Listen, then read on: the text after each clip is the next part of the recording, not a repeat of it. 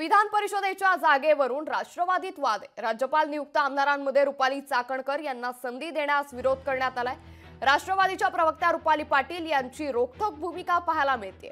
एक व्यक्ती एक पद या न्यायानुसार अजितदादा नक्कीच न्याय देतील असं रुपाली ठोंबरे म्हणाल्यात। एकाच महिलेला किती पदं देणार, रुपाली ठोंबरे पाटलांनी हा नेतृत्वाला सवाल उपस्थित केलाय।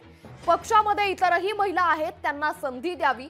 रुपाली पाटील विरुद्ध रुपाली चाकणकर हा वाद सध्या पाहायला मिळतोय। तर या संदर्भात त्यांनी ट्विट केलेलं आपण पाहूयात। तर एक व्यक्ती एक पद या न्यायानुसार अजितदादा नक्कीच न्याय देतील असं रुपाली ठोंबरे पाटील यांनी ट्विट केलंय। तर एकाच महिलेला किती पद देणार, पक्षामध्ये इतरही महिला आहेत, त्यांना संधी द्यावी असं रुपाली ठोंबरे पाटील यांनी ट्विटमध्ये म्हटलंय। सध्या राष्ट्रवादीत रुपाली पाटील विरुद्ध रुपाली चाकणकर असा वाद पाहायला मिळतोय।